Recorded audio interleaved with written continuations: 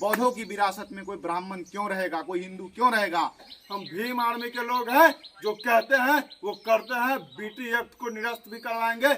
महाबोधि महाविहार आंदोलन को मुक्त कराने के लिए, ब्राह्मणों से मुक्त कराने के लिए, बीटीएमसी कमेटी को रद्द कराने के लिए भीम आर्मी ने झंडा डंडा मजबूत कर लिया है। और आप सबको बता देना चाहते हैं कि इस बार सरकार को झुकाएंगे, क्योंकि ये विरासत बौद्धों की है, अंबेडकर की है, फूले की है, पेरियार की है, ना कि ब्राह्मणों की है।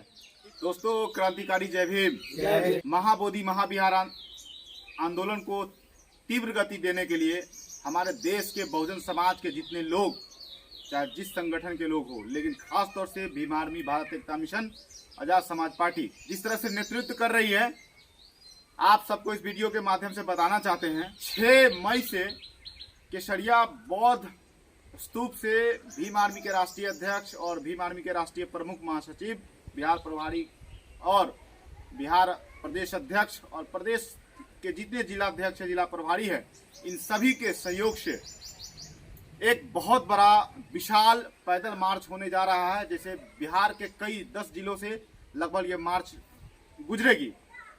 जैसा कि महाबोधि महाविहार आंदोलन चल रहा है, देश के कोने कोने से लोग वहां पे समर्थन करने पहुंच रहे हैं।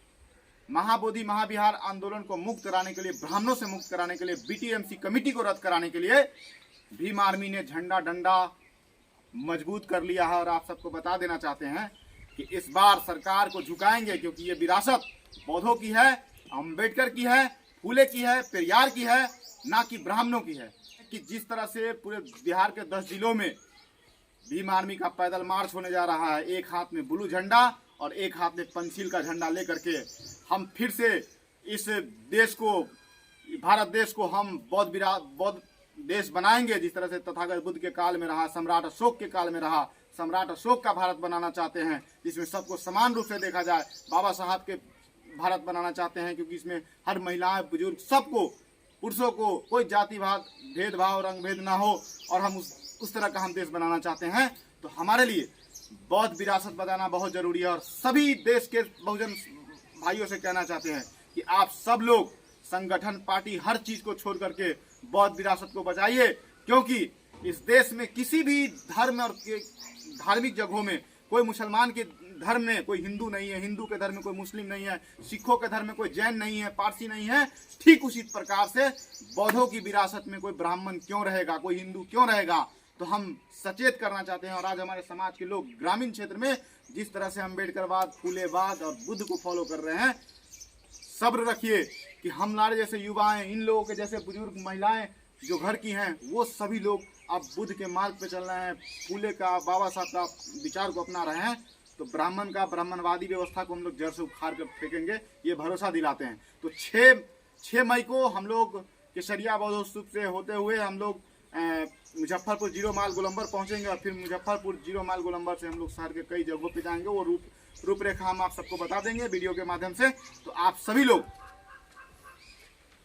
इस कार्यक्रम को सफल बनाने में समर्थन करें। इस देश में हम सबके नेता, बहुजन नायक भाई चंद्रशेखर आजाद जी ने एक बहुत बड़ा पहल किए हैं। बहुत बड़ा उनका पहल है। बीटी एक्ट को निरस्त कराने के लिए हम लोग दिनांक 6 तारीख से पद यात्रा करेंगे मोतिहारी के केसरिया से। उसी दौरान मुजफ्फरपुर जीरो माइल गोलंबर से भीम आर्मी मुजफ्फरपुर की टीम पद यात्रा में शामिल होंगी।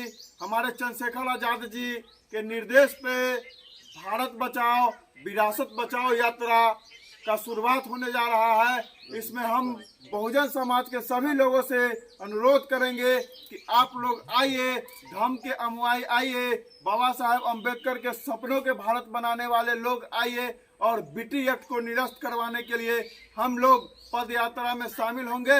और इस देश को, और मानववाद, ताकत और सांप्रदायिक शक्ति, और इस देश को, सरकार को हम बता देना चाहते हैं, हम भीम आर्मी के लोग हैं, जो कहते हैं वो करते हैं। बीटी एक्ट को निरस्त भी करवाएंगे और बौद्ध गया को ब्राह्मण मुक्त भी करवाएंगे।